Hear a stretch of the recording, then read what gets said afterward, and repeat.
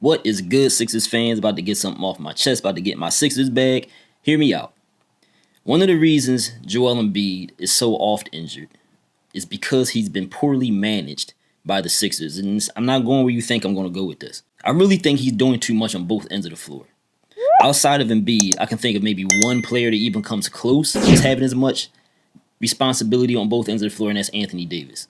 But not even, because the offense is filtered through Embiid and the defense is filtered through Embiid. All right. You even see him bringing the ball up sometimes on offense. He's in the post. He's on the perimeter. He's doing many things on offense when he's out there. Defense, the same thing. Like, everything is filtered to Embiid. He's guarding guys on the perimeter sometimes. He's in the paint. He's the main person blocking shots. It's just, you can tell the whole scheme of the defense is centered around Embiid. AD may just be the closest thing to it.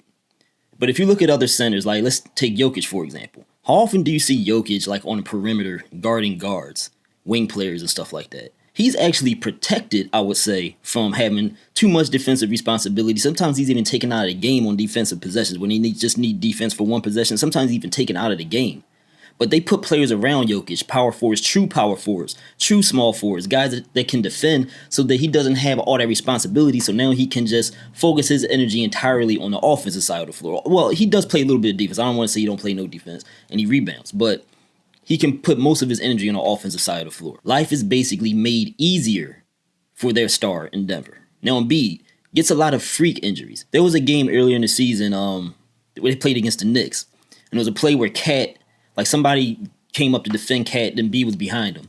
And Cat head bumped against the person in front. They went banged against Embiid, who was standing back of him. And Embiid got hit in the face. And it's like, it was a pretty, it was a hard impact. And first thing I'm thinking is like, damn, this dude is always getting these weird ass injuries. I thought it was going to take him out potentially because so many things take him out of the game. He wound up staying in the game, but that's just an example of like weird stuff that happens to Embiid, okay? Things just seems like he's in the wrong place at the wrong time. But my argument is, it's not always the wrong place at the wrong time. The problem is Embiid is always at every fucking place. He's always everywhere. If something's going down on the court and Embiid is on the court, he's there.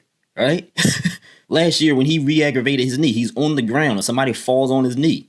He's like, how many big men you see his size having to dive for loose balls and all that kind of stuff? You don't see Jokic diving on the floor for loose balls. They put hustle guys around their stars. Even if you're a Sixers fan, back in the day with Allen Iverson, they put players around Iverson to alleviate his defensive responsibility, and in his case, his liabilities on defense. Where are the Sixers alleviating Embiid's responsibility on either end of the floor? They try to put shooters around him. They do that. They try, but they haven't even done well at that even. But I'm talking about the other stuff, the rebound and the defense, stuff like that we often don't pay attention to because we're looking at the sexy things, the scoring, right, the three-point shooting and all that. But that's not why the Sixers lose. The thing with Embiid is I think he's accepted this level of responsibility because it's always been required of him. He's been groomed that way. So he accepts it and embraces it, and everybody is used to it because that's just all he's been doing his entire career. And we don't look at the fact that this may actually be what's damaging him. If you got guys like Tobias Harris, who's really converted small forward to power forward, and Caleb Martin, same thing, and this small ball lineups around those guys, it's always going to require Embiid to have to do too much to pick up the slack.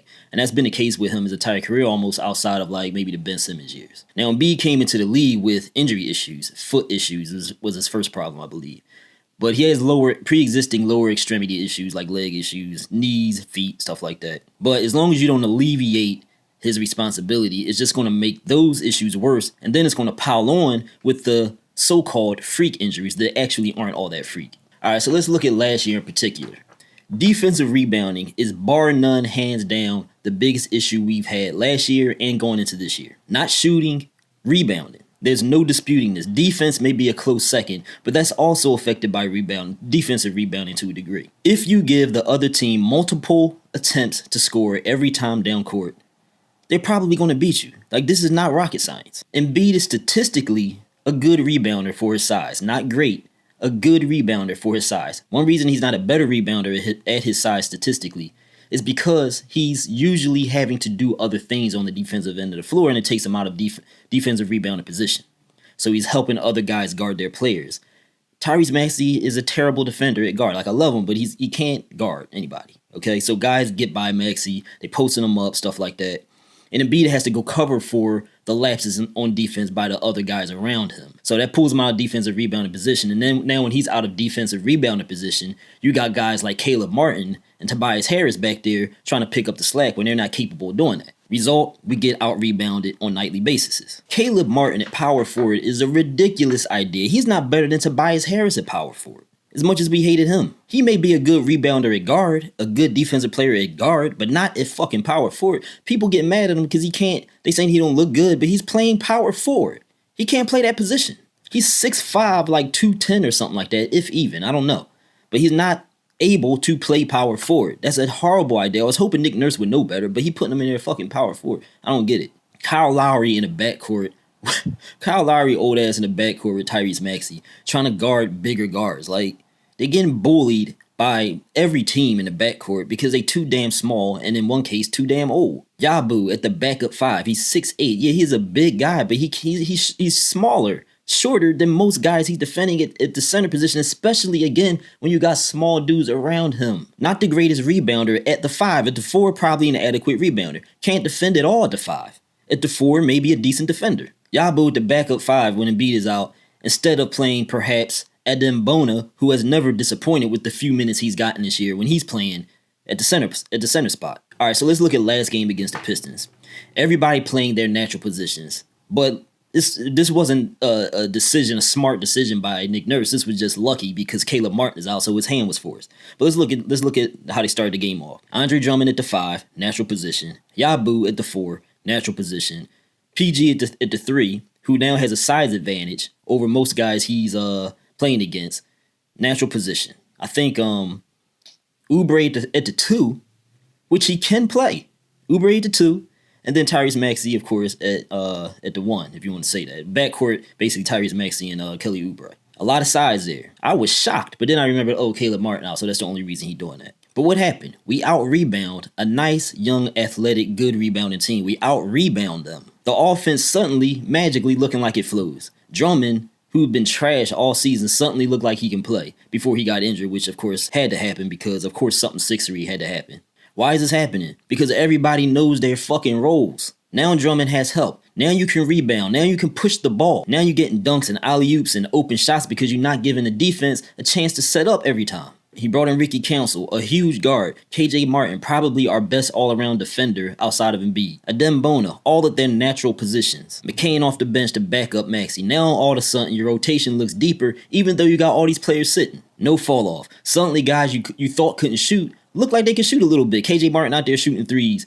Ricky Council out there shooting threes and making them. Both of those dudes. You don't have to have a bunch of Steph Currys on your team to score if you're rebounding and defending. Because more than any other pro team sport probably, basketball is a chemistry, rhythm, and momentum sport. Of course, Nick Nurse knows way more about basketball than me, but he's probably not smarter than me. And thinking you're smarter than everybody in the room can lead to a lot of damn stupidity. And unfortunately, I think that's what we're dealing with here, man. Everybody knows this. As a coach, you're supposed to put your players in the best positions to succeed. This boy out there doing the opposite with this positionless basketball bullshit, trying to squeeze square pegs in round holes. Playing everybody out of position. Positionless basketball ain't never won shit in the NBA. It's won games, but it hasn't won shit of substance in the NBA. Not consistently, and you gotta play these young boys, man. They bring size, energy, hustle, defense, rebounding. The Sixers can win, man. They have the personnel. They just don't have the coach who knows what to do with it. All he's doing is just waiting for Papa Embiid to come rescue everybody, and that may never happen. And since it's not happening, he's just looking like some kind of depressed weirdo out there. That's all I got in my bag, y'all. 2 fingers, 1 love, Taji Akid.